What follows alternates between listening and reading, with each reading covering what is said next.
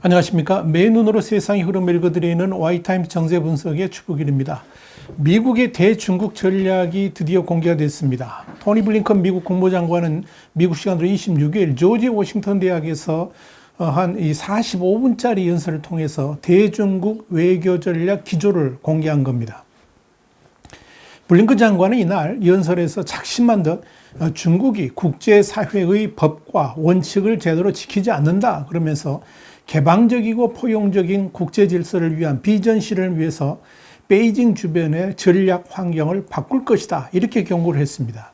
이건 한마디로 중국이 변하지 않는다면 변화할 수밖에 없는 전략적 환경을 만들겠다 그런 의미로 받아들여졌습니다. 선전포고를 한 셈입니다.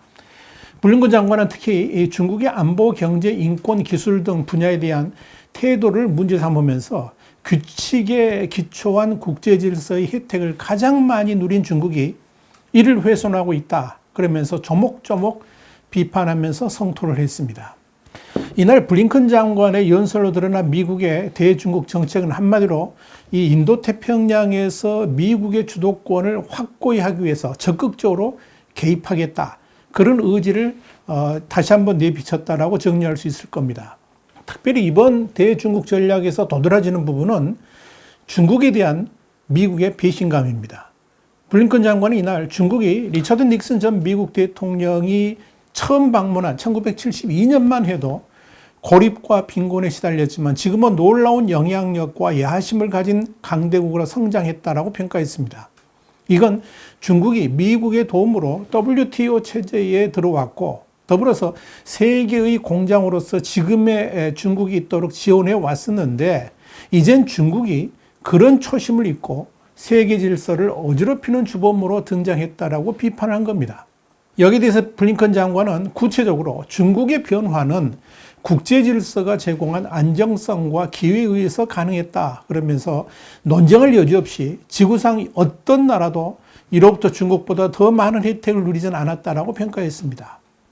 블링컨 장관은 그러나 중국은 성공을 가능하게 한 법과 합의, 원칙, 기구를 강화하기 위해서 힘을 사용하기보다는 이를 훼손하고 있다. 이렇게 말을 하면서 시진핑 중국 국가주석 하에서 중국 공산당은 중국 내에서 더욱 억압적이고 해외에서 더욱 공격적으로 됐다. 이렇게 꼬집었습니다.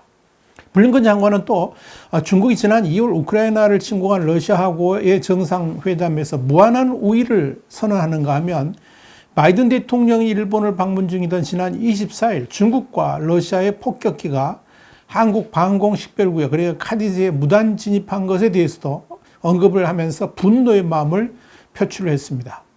미국의 대중국 정책의 하이라이트 중에 하나는 바로 대만 문제였습니다. 여기에 대해서도 블링컨 장관은 중국 책임론을 거론하면서 중국을 몰아붙였습니다.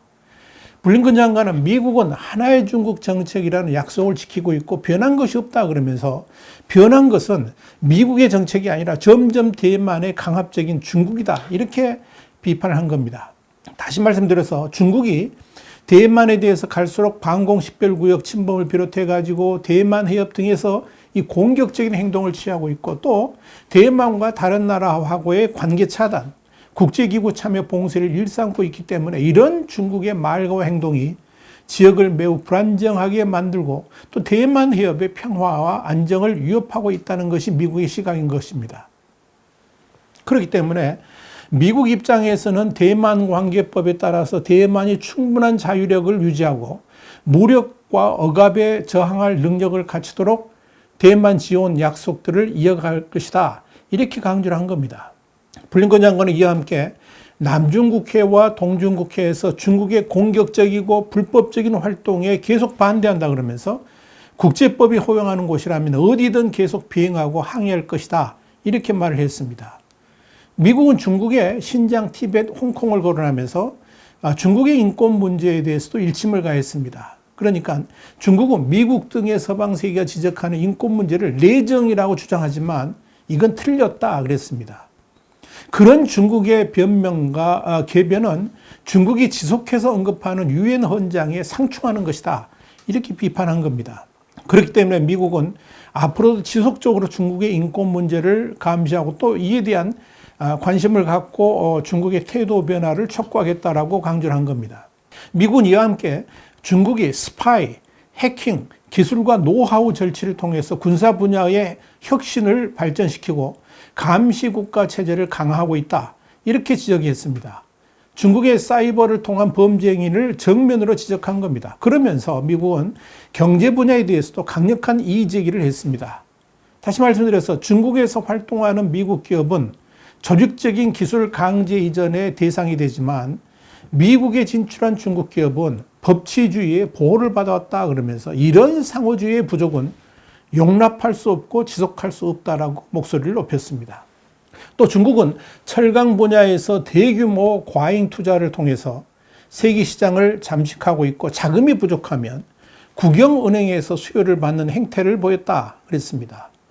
그러면서 태양광과 전기차 배터리에서도 마찬가지 모델을 적용하는데 이건 중국에 의존할 수 없는 핵심 분야다 이렇게 말한 겁니다. 미국이 중국의 이런 반칙과 불공정 때문에 이로 인한 피해를 막기 위해서 동맹 및 우방국들과 함께 규제를 하고 대응할 수밖에 없다는 것이 미국의 생각이라는 겁니다. 블링컨 장관은 특히 중국이 이 같은 불공정과 조작으로 인해서 미국 노동자 수백만 명의 일자리를 희생시키고 전 세계 노동자의 문제들 그리고 기업의 여러 가지 문제들을 일으키고 있다. 해를 끼쳤다 그러면서 중국의 보조금, 시장 접근 장벽 같은 이런 시장을 왜곡하는 정책과 관행을 떨쳐낼 것이다. 그렇게 강조를 했습니다. 분명하게 대응하겠다고 선전포고를 한 셈이죠. 블링컨 장관은 또 인도태평양이 조약동맹을 포함해서 미국의 가장 강력한 관계를 가진 지역이라고 강조하면서 바이든 대통령의 20일부터 24일 한일 순방이 중요한 안보동맹을 재확인하고 경제적 기술적 협력을 심화했다라고 평가를 했습니다. 이날 블링컨 장관이 발표한 미국의 대중국 정책의 하이라이트는 중국을 확실하게 변화시키겠다라고 선언한 대목입니다. 미국이 중국의 경제 성장을 봉쇄하거나 중국의 정치 시스템을 바꾸려고 하지는 않을 것이라고 전제를 하면서도 평화와 안보를 유지할 국제사회의 법과 기구를 지켜나가겠다라고 말했습니다. 이어지는 대목에서 미국의 대중국 전략의 핵심이 담겨 있습니다. 블링컨 장관은 우리는 중국이 궤도를 바꿀 것이라는 기대에만 의존할 수는 없다 그러면서 자유롭고 포용적인 국제 시스템을 위한 비전을 발전시키기 위해서 중국을 둘러싼 전략적 환경을 바꿀 것이다. 이렇게 강조를 했습니다. 블링컨 장관은 아울러서 우리는 모든 범위의 문제에 대해서 중국과 직접 소통을 늘릴 준비가 돼 있다. 그러면서 그 일이 일어나길 바란다. 이렇게 덧붙였습니다. 사실 블링컨 장관의 이런 발언은 중국에게는 엄청난 압박이 될 수 있을 겁니다. 시진핑 주석 치하에 중국이 스스로는 결코 변하지 않을 것이기 때문에 중국이 어쩔 수 없이 변할 수밖에 없는 환경을 조성해서 기필코 중국의 변화를 이끌어내고야 말겠다라고 선언했기 때문에 그렇습니다.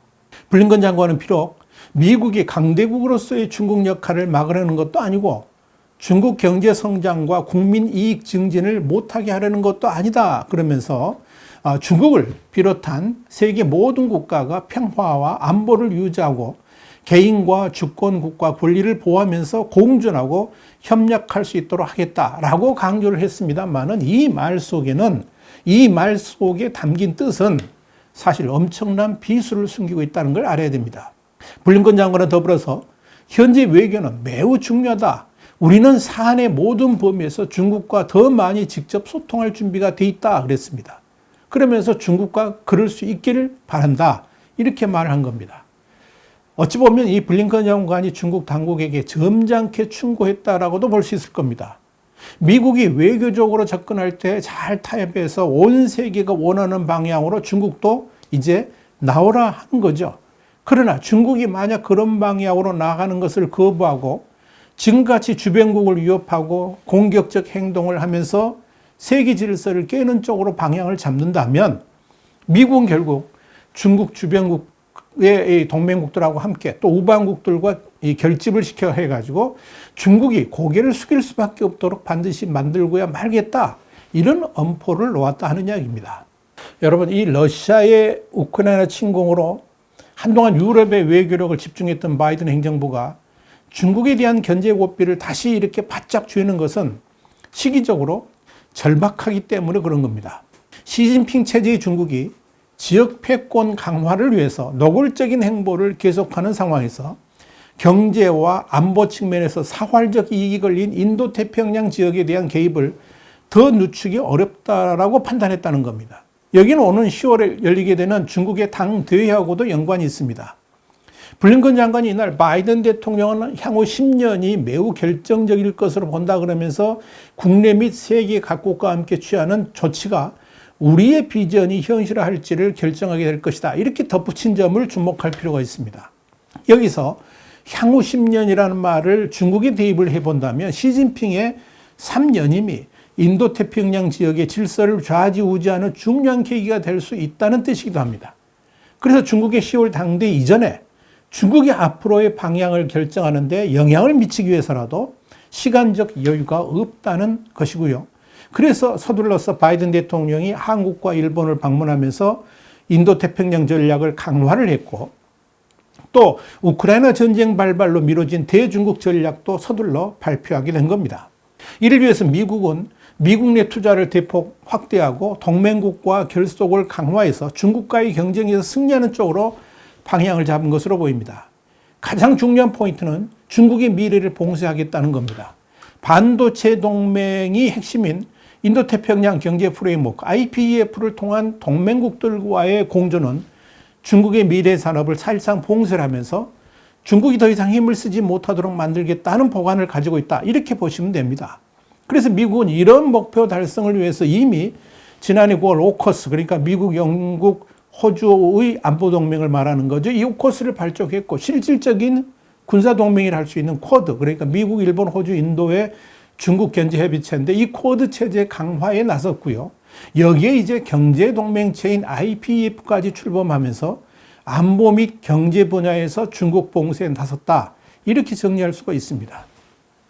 그러면서도 미국은 중국에게 숨통을 열어줬습니다. 모든 종류의 현안에 대해서 베이징과 직접적으로 소통할 준비가 돼 있다. 이렇게 말한 것이 바로 그겁니다.